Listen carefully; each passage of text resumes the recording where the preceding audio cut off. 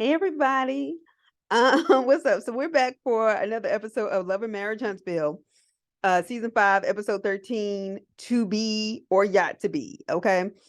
So we get back to this trip in Destin, okay, that Mel so graciously allows people to be on. So Van, her mother arrives in Destin. Mel says that, the kids, of course, were really excited because their mother spoils them. And I remember being so excited when my nana and papa would come. Like that was like the best feeling ever. So both grandmothers are there. She's asking about how the trip has been. She's sitting down with Mel. And Mel was like, well, overall it's been good. She tells her mom about Tisha and Marcel coming. And and Mel read the fuck out of him again when she said, I don't know how you invite somebody to a trip that you invited to, but it happened. Oh my gosh. All right. Anyway, so then we get this scene with Marlene and Martell. All these M names. Somebody help me. All these M names. So Marlene and Martell or Mama Hope. And she says that this has been some of the happiest days of her life. I was like, damn, that's deep. Because this is her family and this is all she has. And she just kind of felt like it really hurt her to see them divorce and break up and all the things that transpired. Um, that was really hard for me. She's saying that. And Martell, he brings up how things might change if Mel starts dating. Well, bruh, things change when you started fucking outside your house. So what you mean? So moving on, you got a whole other child and a whole other woman you got to be somewhat accountable to.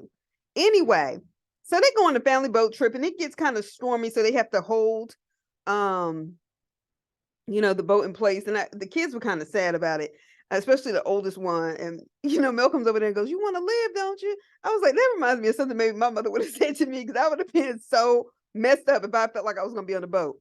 But anyway, Mel's green dress I thought was everything. So she asked Martell, "Is this his first time?" This is when Mel knows just what to do.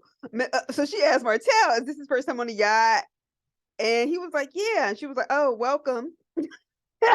And he was like, "Girl, shut up." And she was like, "Bruh." And I was just thinking to myself, "Bruh, you up here talking about how typical it is in his confessional for Mel to take shots at him. Yo, you are on a trip, a whole ass vacation trip on her dime, unashamedly. The shot she could take, honestly, she hasn't.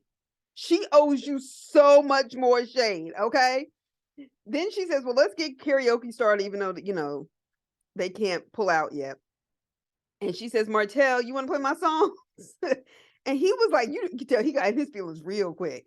And he was like, "Why would you bring that up?" She says, "It was a joke to you." She was throwing shade, but I just kind of feel like at the same time, it was a joke. It was a fucking joke. Martell, you're in your feelings because you have unresolved guilt, okay, about how you behave toward her. Let me tell you something. And the way you reacted gave it more attention than it deserved. Okay, but I also could tell Melody enjoyed doing it to him. All right, Martell is asking, well, he's talking in his confessional about, well, if we're trying to move forward, I don't think her playing negative songs about their father. And I'm just like, it's going to help. And okay, granted, yes. Two, I don't think the way Mel hurried to clean that up, I really don't think she had any intention of playing that. Two, sir, you are a perpetual victim in your head. Like, I just can't believe how irresponsible he is. Anyway, we get another scene, kind of a break, and it's Maurice and Marceau. Maurice is telling Marceau about Kimmy's breast cancer. And I was thinking to myself when I was watching, I was like, I'm surprised Tisha couldn't keep that. But at the time, Tisha told him, she said she didn't know 100% because remember, Kimmy was going to the doctor. Marceau seemed really hurt. Maurice is the one. He said he was like, I've been telling her friends because she can't relive it. She just can't. And Maurice said when he told Kimmy to stop working as a nurse, around that same time, was trying to push her to do real estate. She pushed up her mammogram. She was keeping her job as a nurse. And then she kind of forgot about it because she was trying to push it off to where her health insurance would cover it. And that's the fucked up thing about health insurance. I don't care if you have coverage at a job, like I do with health insurance coverage, and then you have, or you don't have it because you can't afford it or the kind of work that you do, I just feel like the fact that people's health becomes so costly and burdensome to them, not because they don't want to take care of themselves. Here she is, a nurse, and was pushing that off. Because we know, like, this time is time for re-enrollment, pretty much November through December, and then your benefits start over. But that's some bullshit, especially for women. Anyway, so Maurice feels like, he said the scary part is he feels like he can't control anything. And I remember going through that process with my mother, and that was the scary part. I didn't have a background in medicine. You know, you're praying to God, you're hoping the doctors are telling you the truth, you're hoping they're doing a good job, that they're going to have good bedside manner. You know, I know my mother was scared, and you know, it was hard. It was just hard. You know, and I thank God that she survived breast cancer. But it's tough. He says she tries to act like it doesn't exist, and Marceau was right. Marceau was like, well, both of y'all are trying to be strong, but she also hasn't seen you show signs of weakness. So she feels like she's doing the same thing for you. And I honestly, and granted, we are just getting segments of these people's lives and what they show us on TV. So I don't want to be too judgmental, but I just honestly don't feel like Maurice is being overly strong for her. I don't. I just think he's used to Kimmy handling everything. And so his idea of being strong is actually taking on responsibilities. I don't think he's like not being helpful. I'm just saying what I would consider strong, it just doesn't, I don't know. That's just me. But it was nice to see them as brothers supporting each other. And that was a good moment. And that's a good moment to show on TV. Particularly for Black men to be vulnerable with each other as family. Anyway, back on the yacht, and prayers up for Kimmy. Back on the yacht, the storm passes and they're able to have their yacht ride. Is it just me, or is that baby adorable? All of their kids are cute, and all their kids look just like both of them to me. They have some sort of distinguishing feature that either looks just like Mel or Martell at the same time. But the little baby, did y'all see her with that little baby life jacket on? On the yacht? That was so cute. So Mel asked, they were sitting there talking, her band, Marlene, Martell, Mel. And so Van was like, well, maybe he's healed. And Mel asked him, are you healed? It sounded like a church question at first, but she was like, are you healed from your divorce? And he was like, I am. And I am because I have not been responding to your shots. And the fact that you are bringing it up, Martell, the little shots that she threw, and they were little, even when they did the replay, I was like, this is about the songs. This is about little shit. Cut it. Cut it. Okay. The fact that you are bringing it up says you haven't ducked the shots. You've been harboring resentment for them. Okay. There's a difference. So Martell keeps picking at it like he does because he can't grow up. So Mel asked Marlene if they sat around and talked about things when he grew up, particularly about his feelings, or did they just like brush them under the rug? And so Marlene starts by saying, look, she had it hard. She had to work 2 jobs. She was a single mother. Their fathers were not in their lives. And Mel brings up, well, Martell said that, you know, he was bullied a lot as a kid. And, you know, Martell jumped in. And I think that's kind of a lot of people's instinct, even when you feel disappointed in terms of the way your parents handle something that was very hurtful for you as a kid, is to still try to defend them. And I mean, I didn't feel like so much at that moment he was just trying to shut Mel down. I felt like he was trying to protect his mother from feeling judged. And his mom said, yeah, he couldn't whine. I made rules for the house. And Mel said, that's not whining. Marlene said, yes, it is if you whining about somebody bullying you at school. And Mel was like, not when you're 7 or 8. And they moved her confessional. And she was like, this explains a lot. This explains a lot about Martell. It's hard for me to believe that they didn't have this conversation before then, but who knows? But you know, Marlene was like, that's why it's good that he has the kids have both of y'all as a parent. Y'all have different perspectives. And I just feel like, yeah, that probably had a lot to do with it. I don't think that is a good explanation for most things Martell has done. I think there's a lot more to undo, and he does need therapy to help him with that because he cannot guide himself. Um, and that's, unfortunate, but at the same time, Marlene's not an anomaly. Like being bullied in school was something that would just kind of seem like it was kind of treated like that's just what happens when you grow up. People are going to be mean to you sometimes. They're going to tease you, suck it up. And I know I was taught that growing up. Like I was just gonna have to suck it up. No, it didn't feel good. Um, and it shouldn't happen. And it shouldn't happen. But I remember when this sort of movement for bullying against bullying started, I remember thinking like, actually, yeah, that did hurt me a lot as a kid.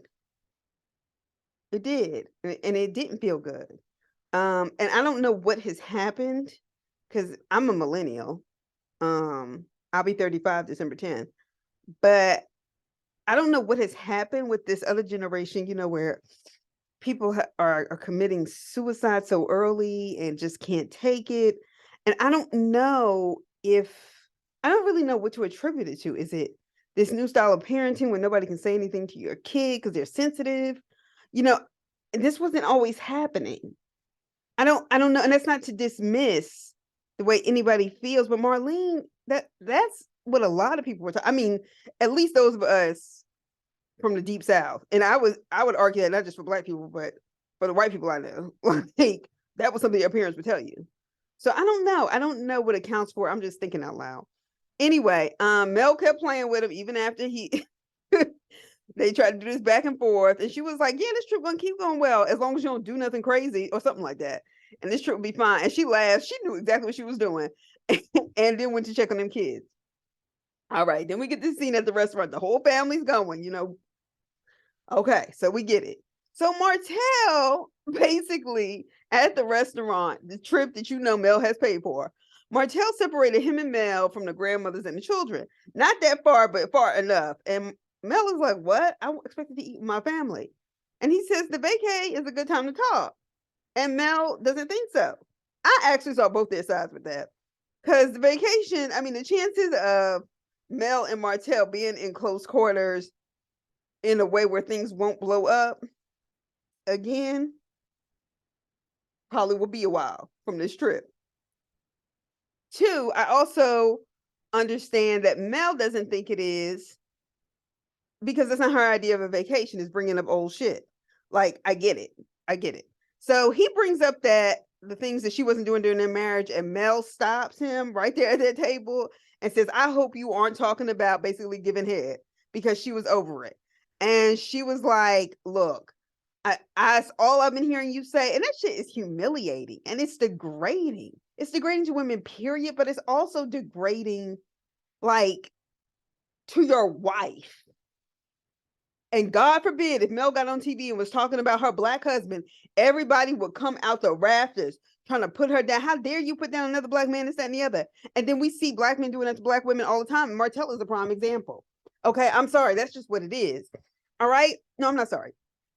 Anyway, so she was like, if Martell wants to get some stuff off his chest, he can call Dr. Francis. Don't do it on my vacation. She emphasized that I'm gonna tell you, Martell, you need to Zelle her some money because it's not looking good for you, bro. That's not a good look for a man. All right. So she said overall the trip had been fine. They're talking still at the table. And she did say, though, she didn't appreciate him inviting other people and that it was inappropriate. Her and Tisha do not get along. And by proxy, her relationship with Marceau is touchy. He was like, well, our kids know each other. Well, shit, of course they did. Y'all were friends at one point. Get the hell out of here. So Martell feels like it was okay to keep telling her to be quiet or shut up or hush. And that's the kind of shit that pisses me the fuck off when people try to silence me, especially people that are always talking over me. And when people do that, all that does is trigger me and make me angrier and trying to talk over you. And the only thing that would keep me from talking over you too loudly is that I refuse to embarrass myself publicly. And I have a whole lot of other stories around that.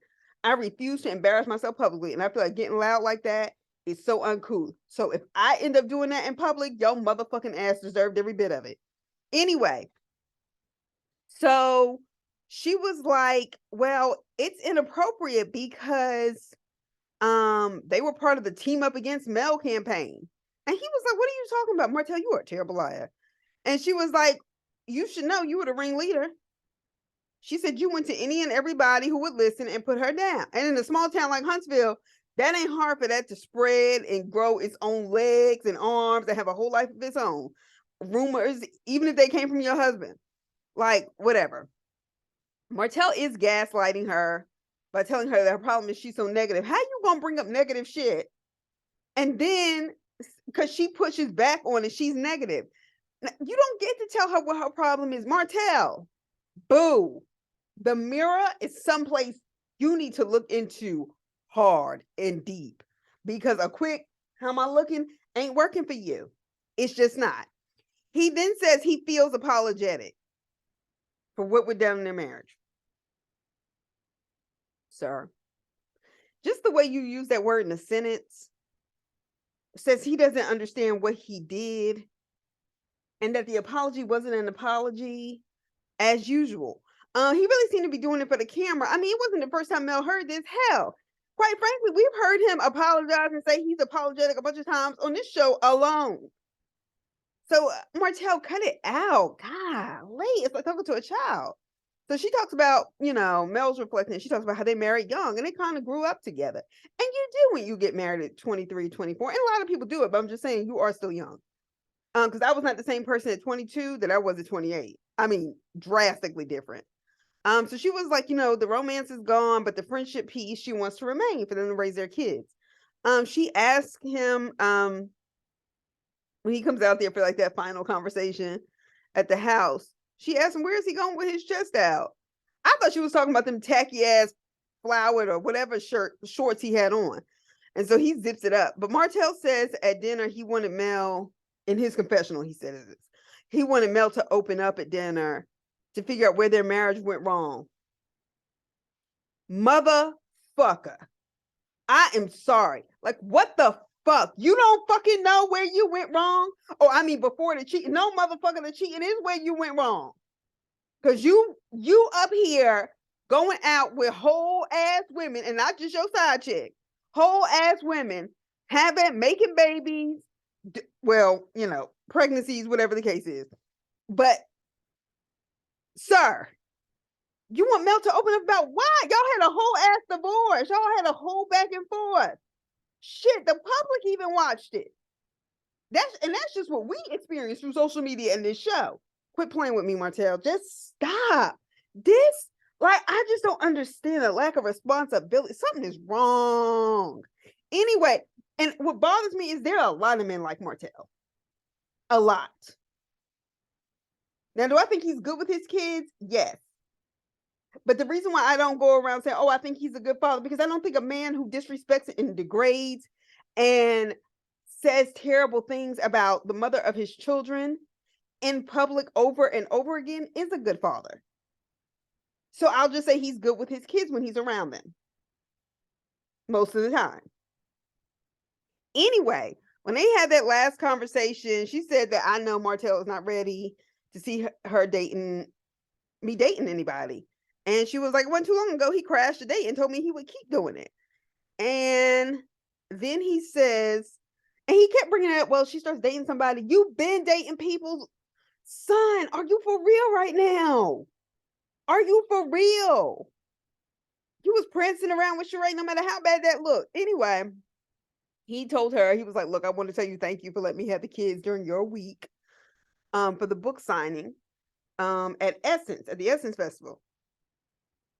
Now, even on the episode ended on this note, and I do think Mel is willing to let those children be with their father, even when it's not conveniently on the calendar schedule.